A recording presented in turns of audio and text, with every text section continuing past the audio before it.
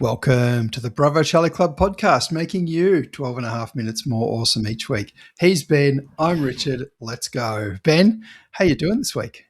I'm really well, mate. Going very well. We've been meaning to call out our new listener countries, and we have got new listener countries, but following our requirement to not do any research, I actually forgot to look up what the greeting was for our next listener country. So put a pin in it. We haven't forgotten you. I'll return next week with a proper pronunciation. Hey, mate, the Fully Awake project this week, I wanted to talk about the hero's journey. You've heard of that term? Yeah. Yes, I have. Yeah, the hero's journey. So more specifically, I want to talk about the psychology of the hero's journey. And the reason for that is this article I was reading, and I'll drop it into the show notes. It basically gave you the impression that if you imagine yourself as a main character of a heroic adventure, it would help you achieve a more meaningful life.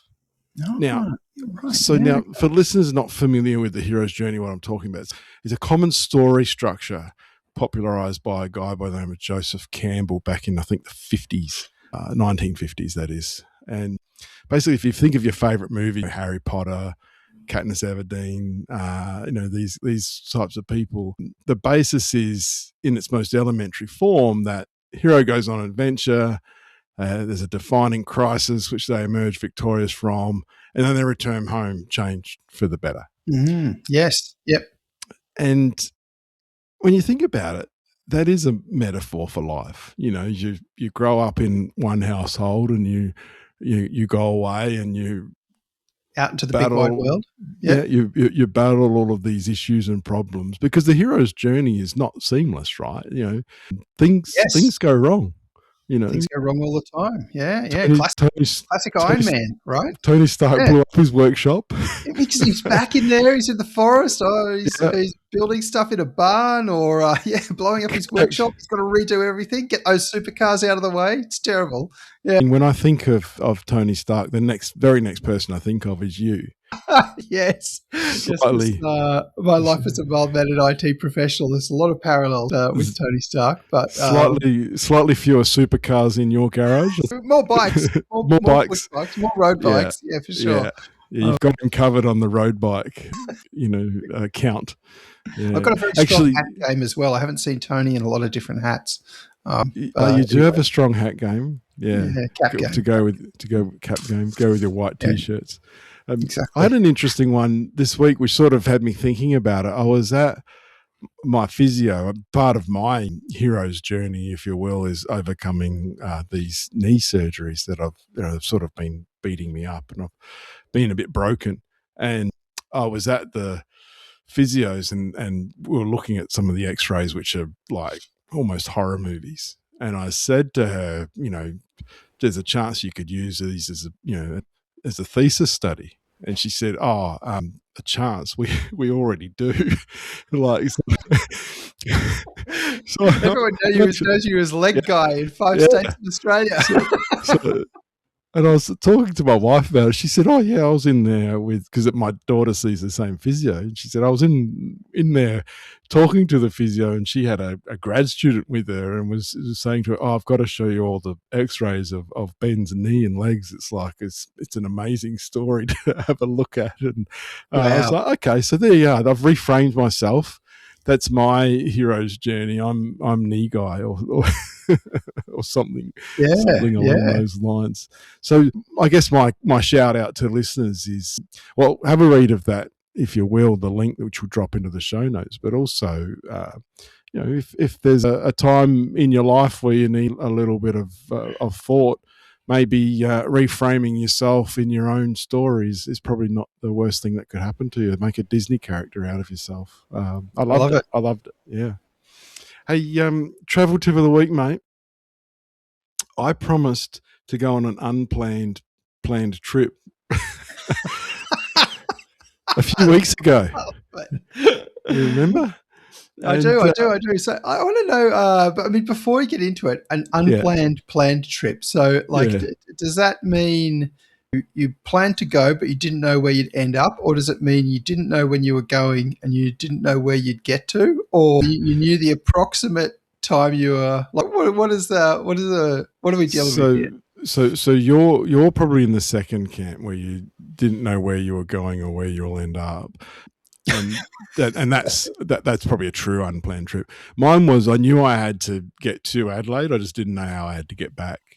So what happened was our family attended a funeral, and the flights were right around the time of a golf event, Live Golf, these millionaire guys flying in and booking out all the accommodation and everything. Yeah. So it was costing a bomb to get everyone in and out of the city. And so I took a one-way flight because I didn't have too many plans around, what was happening the few days following, and then made the decision to drive from Adelaide to Sydney using a vehicle relocation service called iMover. And iMover. Yeah, you'll never guess how to spell it. I'll put the it sounds like an Apple product. Can I have an iMover?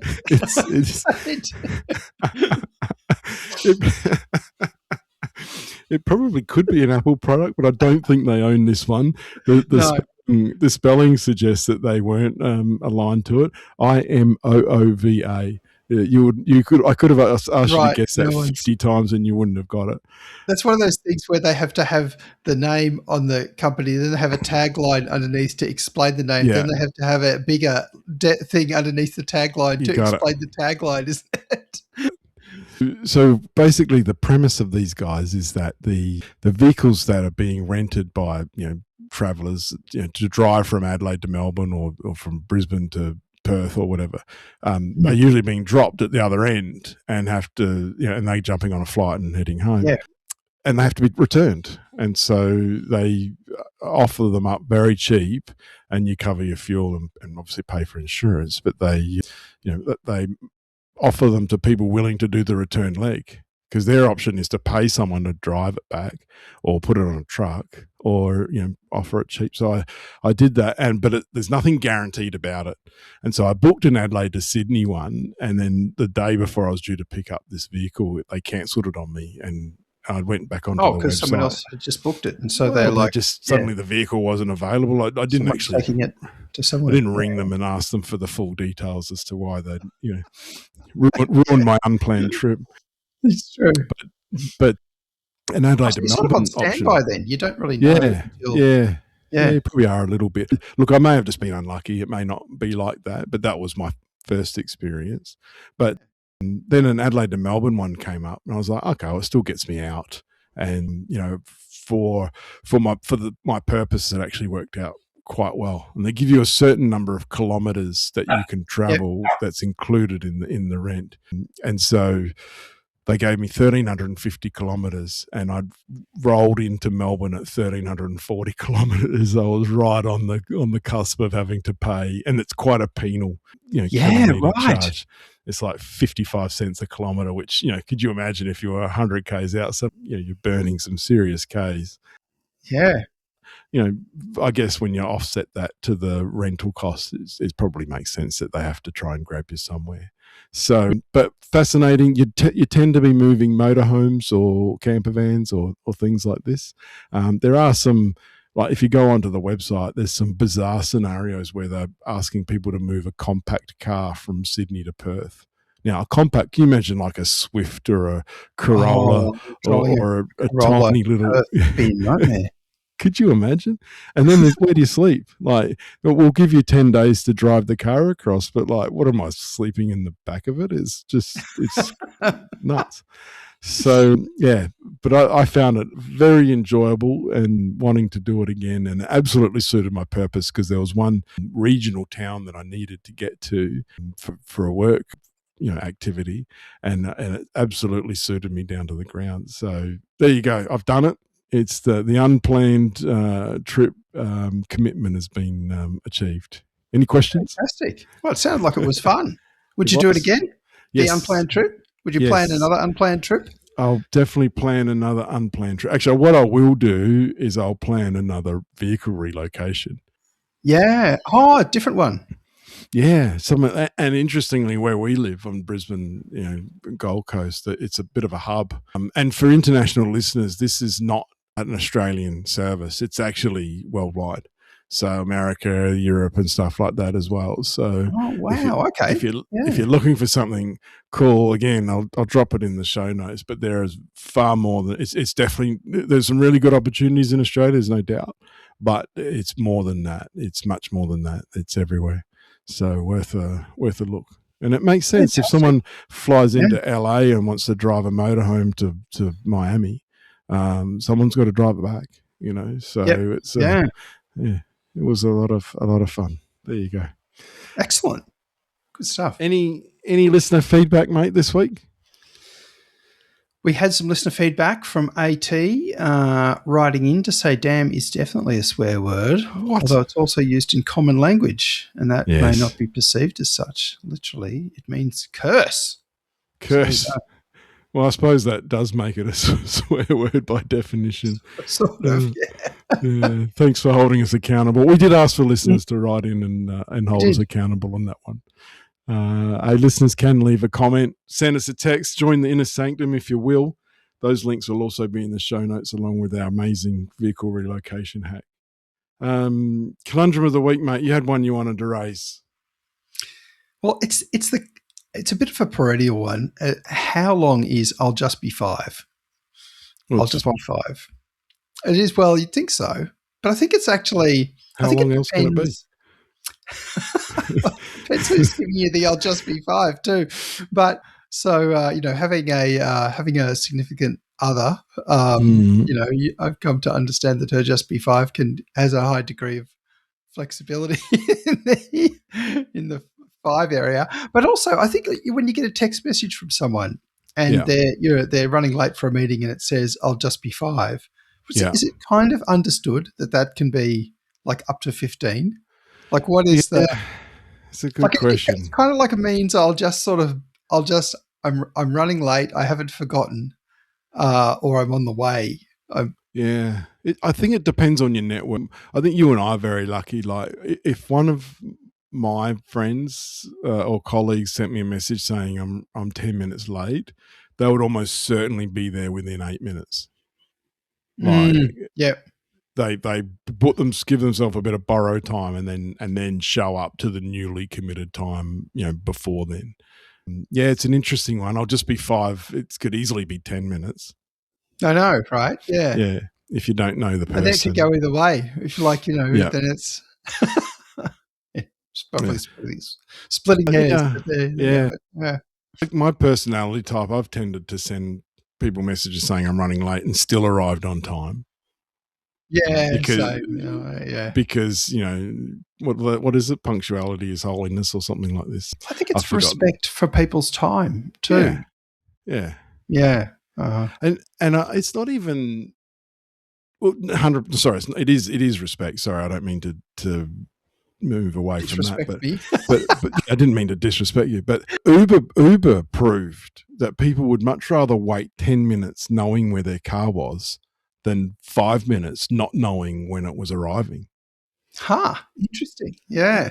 And so it's the certainty that, the commitment gives that is more important. And that's earned across the journey, right? If you're perennially late for everything, then, you might find yourself in a situation where people tell you that the event starts a half an hour before it does, just so that you can, be on time.